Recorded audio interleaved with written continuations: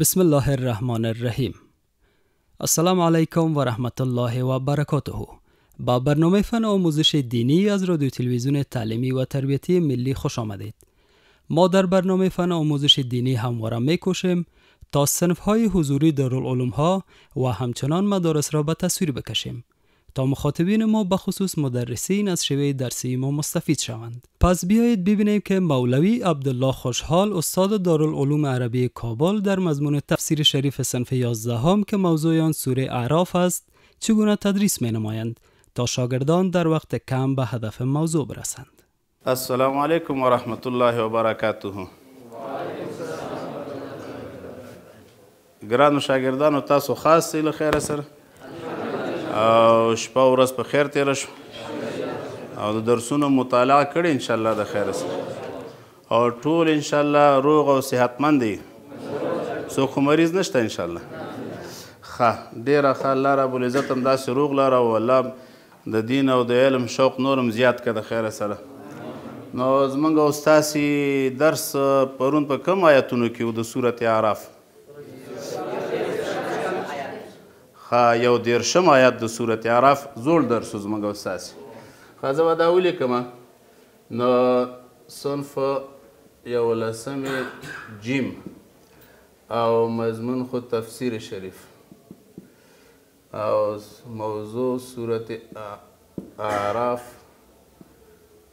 یو دیرش پرون هم یو دیرشم آیات و نو نن به انشاءالله د 22 آیات تفسیر کولو خیر سره 22 او 23 کول رسیدلو ورته په خیر.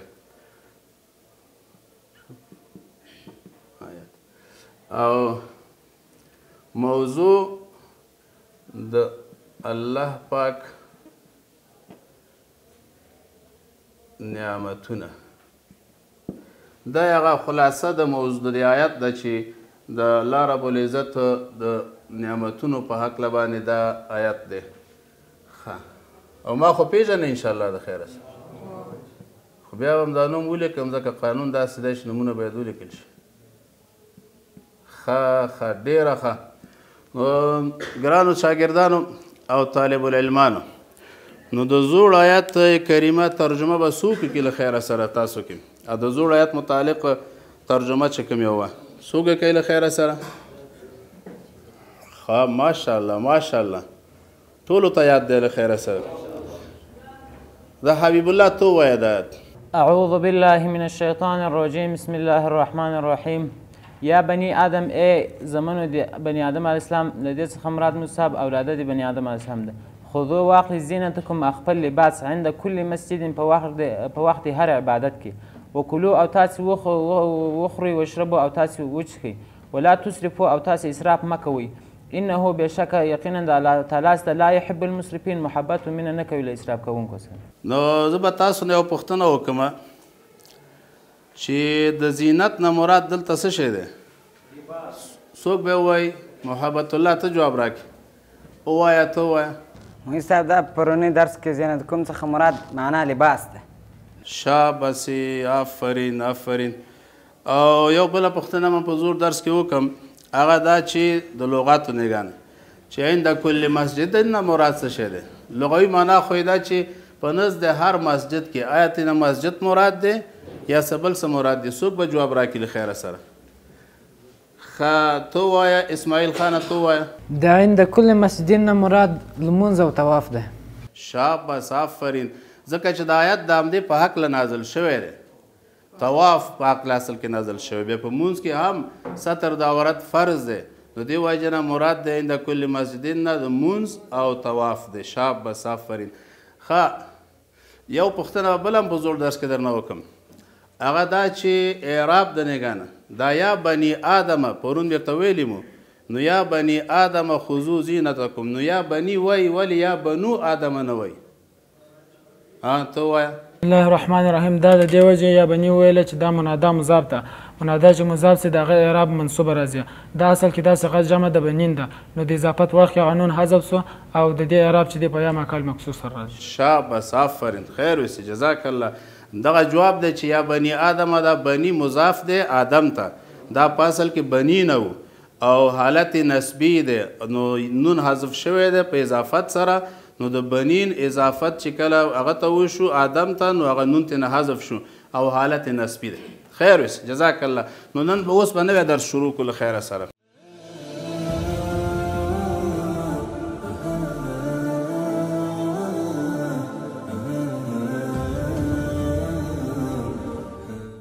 نو د نوي آیت کریمه تلاوت به څوک وکړي؟ څوک تلاوت کوي؟ ماشاءالله ماشاءالله. صبغت الله خان ته تلاوت وکړه د خیره سره.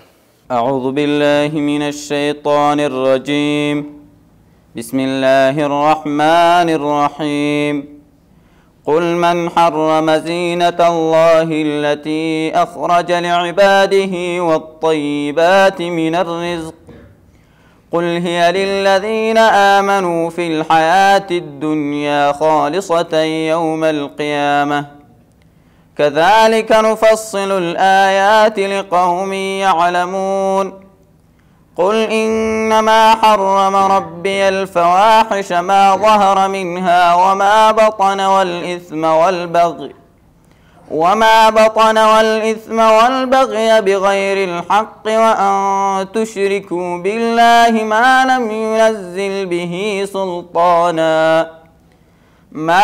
ينزل به سلطانا وأن تقولوا على الله ما لا تعلمون صدق الله العظيم. خدای پاک دې کامیاب کو، سرفراز او لوی عالم دی الله درنه جوړ کړي با عمله سره د مونږ ټولو. ښه نو درس خو زمونږ او ستاسې د سوره اعراف 22 آیت کریمه ده چې دا آیت مبارکه الله رب العزت د مشرکینو د بعضې غلطو رواجونو په هکله نازل کړی و او دا تاسو ته ما بارها ویلی دي چې سبب د نزول د آیتونو دا خاص وي خو لیکن آیتونو حکم عام وي ځکه د قرآن عظیم الشان آیتونه په 23 کلو کې تدریجي نازل شوي کم نجمن خو په خاصو واقعاتو کې چې کله ضرورت پیدا شوی دی نو آیتونه نازل شوي دي. خو دې دا معنا نه ده چې د آیتونه په مغه واقعاتو پورې خاص دي بلکې آیتونه عام وي. نو یو په هغه آیتونو کې دا آیتونه دي دا آیت کریمه دی چې موږ او تاسې نن د دې تفسیر کوو او که الله وخت یاري وکړه موږ سره او الله توفیق راکړ نو بیا به انشاءالله وروستو آیت ورسره هم تفسیر کړو.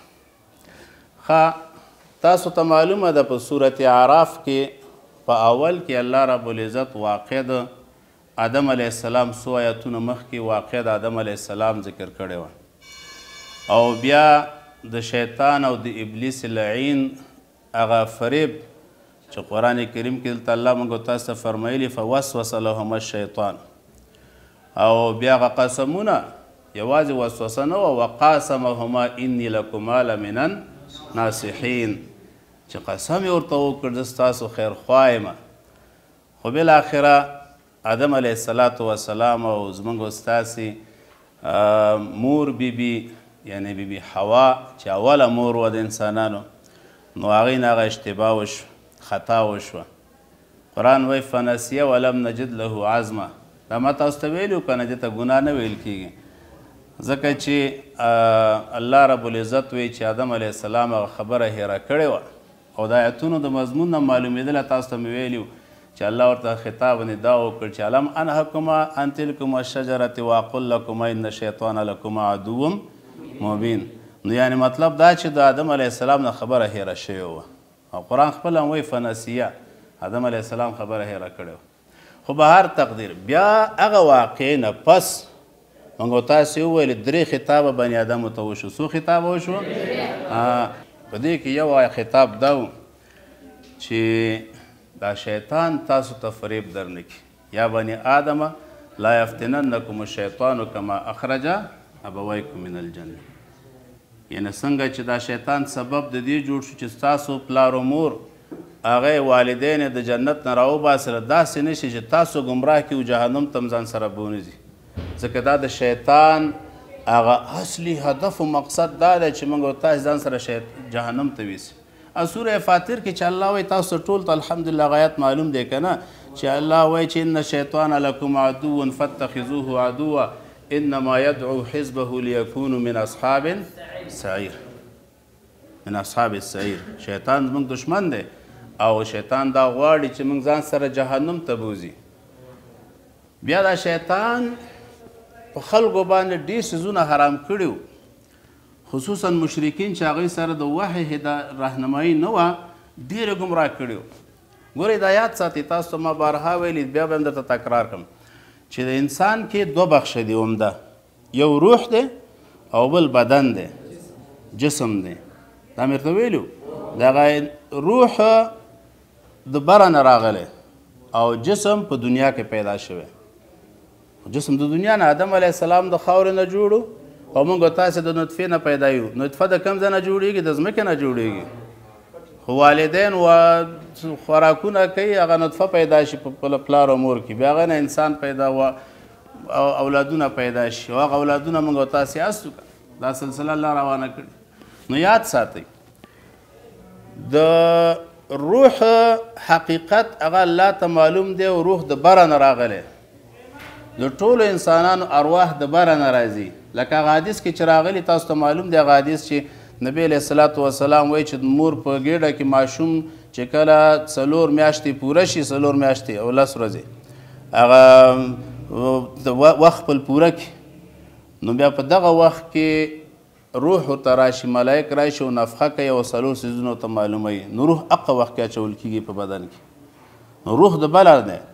او د روح حقیقت الله ته معلوم دی نو دې وجې نه الله رب العزت د روح د تربیې دپاره بندوبست هم د کوم ځای نه کړی بره نه کړی وحی ورته رالیږلې ده دا وحی دا د روح تربیه کوي یسألونک عن الروح قل الروح من امر ربي د الله حکم دی بدن زموږ او ستاسې دا د دنیا نه پیدا دی دنیا کې پیدا کړی الله رب العزت د ځمکې نه نو بیا د بدن د پرورش دپاره الله رب العزت موږ ته اسباب هم په دنیا کې پیدا کړي دي د بدن د پرورش دپاره نو بیا دغه د بدن دپاره چې موږ ته الله رب العزت کوم نعمتونه پیدا کړي دي په دې کې حرام هغه څه دي چې الله او رسول موږ ته ویلي دا حرام دي هغې نه علاوه دا ټول نعمتونه حلال دي ګورې ځان نه به مفتیان نه جوړوئ چېره دا حلال دی او دا حرام دی بعضې که نه په دین کې هر څوک فتوا ورکوي دا زموږ د افغانانو یو ډېر لوی اشتباه ده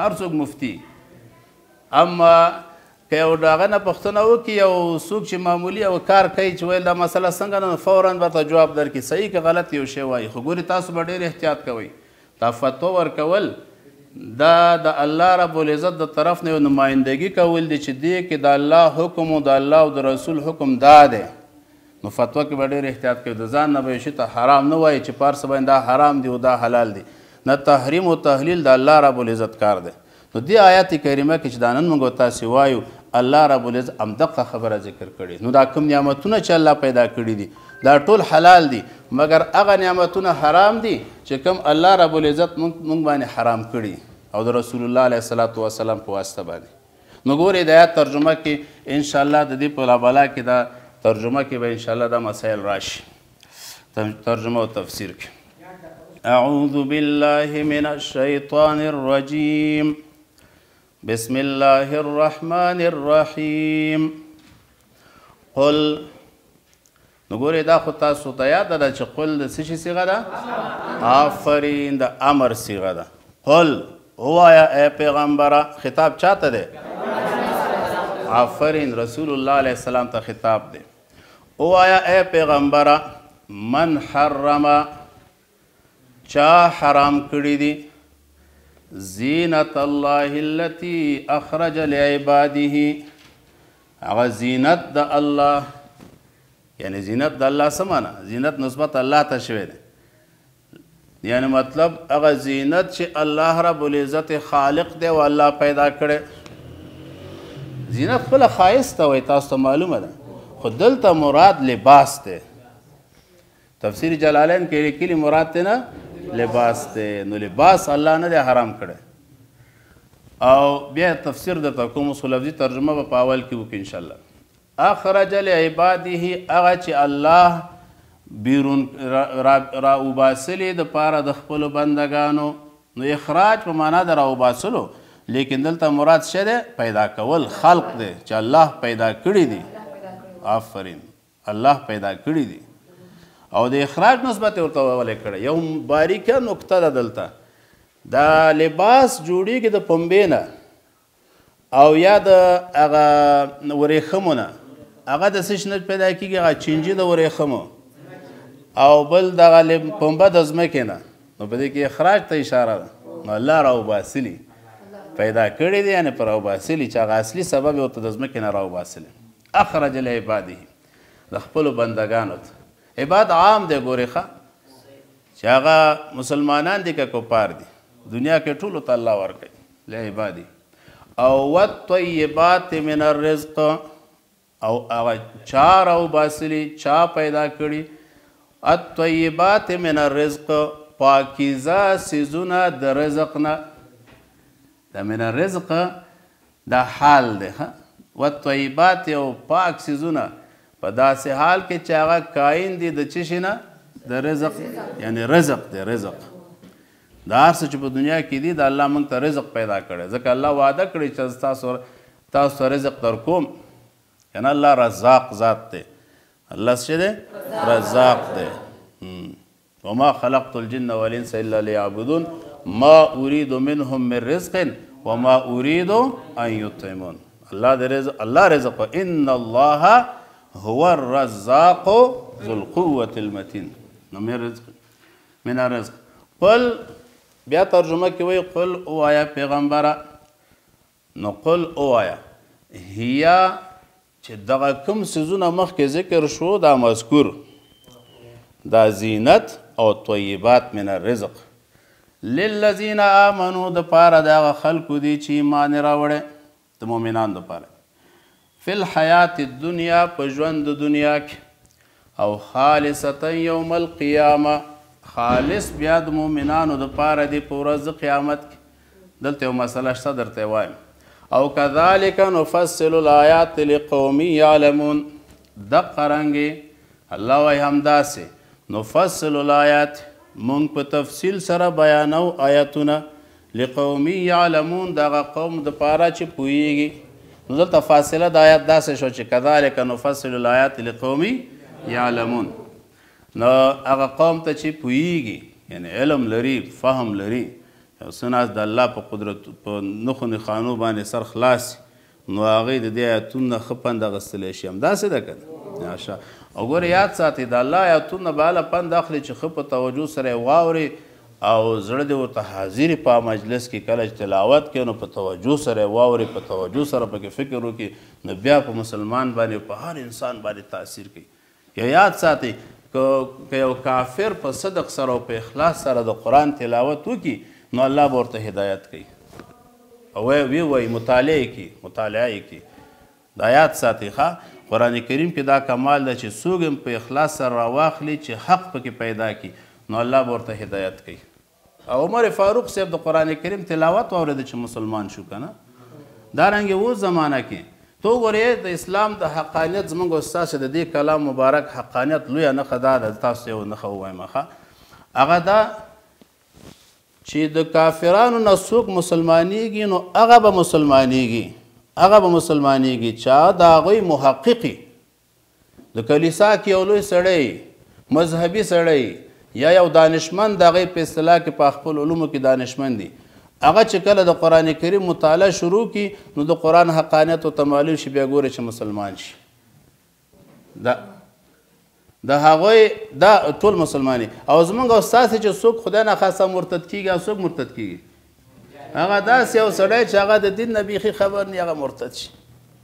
هغه مرتد شي چې دین نه خبر نه قرآن لوستی نه احادیث لوستی، د دنیا دپاره لاړ شي بس اسلام نه تیر شي. نو د دې آیاتونو به د دې آیت کریمه مختصر تفسیر به تاسو ته وکړم، مختصر چې دا کوم مې درته وویلې. ګورئ د آیت شان نزول خو مې مخکې درته وویلې چې مشرکینو په برهنه طواف کوله، په لوڅه باندې طواف کوله د مکې مکرمه د بیت الله شریف. بیا مسلمانانو چې کله په لباس سره طواف کوله جامو کې نو مشرکینو پورې خندل، تاسو وګورئ ګناهونو ډک لباسونو کې طواف کوئ.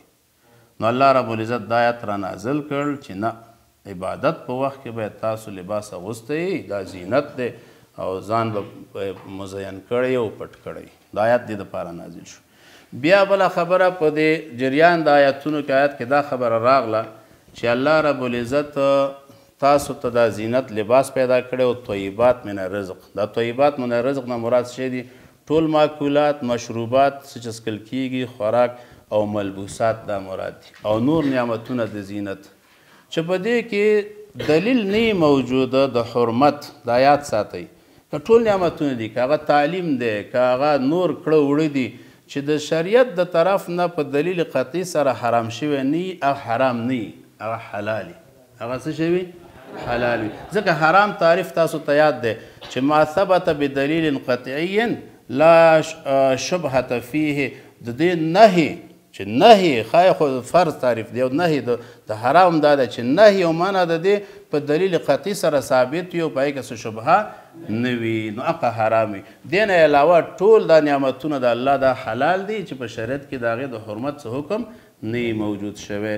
او بل دا یو خبره ډېره مهمه ده، دا خبره ډېره مهمه ده چې دې آیت کې الله دا وویل چې دغه نعمتونه ټول دا په دنیا کې الله پیدا کړي دي، خو بیا په ورځ د قیامت کې دا ټول نعمتونه د چې کوم د جنت کې د مؤمنانو پورې خاص دي. نو دې نه معلومیږي چې دا بل دا هي للذین آمنو، دا نعمتونه اصل کې الله رب العزت د مؤمنانو دپاره پیدا کړي دي. ایمان والا د آدم علیه السلام نه رانیولو تر قیامته پورې څوک چې مؤمن وي. بیا د مؤمنانو د طفیل کفار هم خوري په دنیا کې استعمالوي. دا یاد ساتئ، دا آیت په دې دلیل دی. بیا دنیا کې چونکې نعمتونه عام دي، الله رحمان ذات دی، ټولو ته نعمت ورکوي. کافر که مسلمان، قرآن صورت یا بنی اسرائیل کې چې کلا نمد هؤلاء وهؤلاء من عطاء ربک وما کان عطاء ربک محظورا. ټولو ته الله وایي زه نعمت ورکوم، که مسلمانان دي که کافران دي، او د هېچ چا نه زه نه بندوم په دنیا کې. اما بیا وایي چې خالصتا یوم القیامه، په ورځ د قیامت کې بیا نعمتونه خاص دي مؤمنانو پورې. خالصتا معنا خاصتا، بیا خاص دي مؤمنانو لپاره، بیا کافرانو لپاره هلته نشته، هغوی دپاره عذاب دی. ښه دا زموږ او ستاسې درس شو مختصر، ځکه چې زموږ تاسو سره وخت کم دی، هلته بله ټالۍ بل ساعت شروع کیږي. او نو د دې درس د دې نوي آیات ترجمه چا یاده کړه؟ څوک به راته ووایي د نوي آیات ترجمه؟ ښه ده ته ووایه، لکه محمد زمان صاحب ته ووایه. أعوذ بالله من الشيطان الرجيم بسم الله الرحمن الرحيم قل ارتوا يا خوغ پیغمبر من حرم چا حرام کړی زینت الله زینت الله تعالی التي هغه زینت اخرجت هغه راستل سوی لعباده د خپلو بندګانو لپاره والطیبات هغه پاکیزه شان من الرزق الى رزق.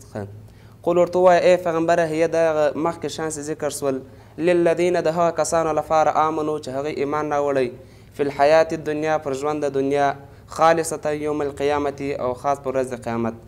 کذلک دغه رقم ته نفصلو موږ بیانوو الآیات نش او نشانې لقوم د هغه قوم لپاره یعلمون چې هغوی پوهیږي. جزاکم الله. دعا وکړئ. اللهم ربنا تقبل منا انك انت السميع العليم وتب علينا انك انت التواب الرحيم وصلى الله تعالى على خير خلقه.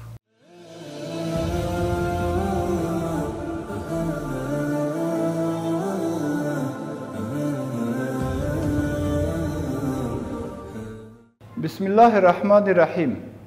بیننده ها و شنونده های گرامی رادیو تلویزیونی تعلیمی و تربیتی، السلام علیکم و رحمت الله و برکاته. امیدوار هستم همه تان دارای صحت و عافیت کامل باشین. موضوع درسی که امروز در مضمون تفسیر شریف در سوره اعراف در دارالعلوم عربی کابل برای شما پیشکش شد از طرف عالم جید استاد با فصاحت عبدالله خوشحال برای شما پیشکش شد. واقعا یک درس جالب، یک درس آموزنده و یک درس پرمعنا بود. استاد ما آنچه را که انجام داد میخواهیم برای شما بسیار مختصر تذکر بدم. قبل از همه استاد ما خیلی فصاحت کلام داشتند. استاد ما بالای اصل موضوع خیلی تاکید میکردند. از موضوع اصلی درس دور نرفتند. جالبی بود که استاد ما شاگردا را که خود در درس صحیح می ساخت، از شاگردا سوال میکرد، شاگردا را به دقت کنترل میکرد. این دلالت به این میکنه که اگر استاد مانند امی استاد بالای مضمون و طرز العمل تدریس حاکمیت داشته باشه، امی تو کل شاگردا را به خود جذب کرده میتونه. ما امیدوار هستم که استادای ما در دیگه دارالعلوم ها، در دیگه مدارس، در دیگه مکاتب این شیوه استاد ما را برای خود سرمشق قرار بدن، الگو و نمونه قرار بدن و کوشش کنن که درس خود به اینمی سیستم عیار بکنن، به خاطر که تدریس فعالیت دو طرفه می باشه. و موضوع دیگه که از درس استاد ما بسیار قابل قدر بود و بسیار خوشایند بود، درس روز گذشته خود از شاگردا به دقت ارزیابی کردن و درس جدیدی خود هم از شاگردا ارزیابی کردن. خود مطمئن ساختن که شاگردای ما درس واقعا فهمیدن. واقعا یک درس جالب و خوشایند بود. برای استاد موفقیت آرزو میکنم. یک کلمه را برای استاد خود پیشنهاد میکنم، البته به خاطر بهتر شدن. گاه یگان اصطلاحات می باشه کمکی به توضیح و تعریف نیاز داره. اگر اینمی را در تخته یادداشت کنه شاگردا و طالب العلمای ما را نوت کنن، این همیشه به دردشان میخوره و این را یاد میکنن. و درس تفسیر و حدیث به یاد داشته باشین که در اخیر خود افادات می داشته باشه. اگر هم افادات را در تخته بیرونویس کنه و شاگردای را یادداشت کنن، درس ما انشاءالله از این کرده هم خوبتر و بهتر تمام میشه. و السلام علیکم و رحمت الله و برکاته.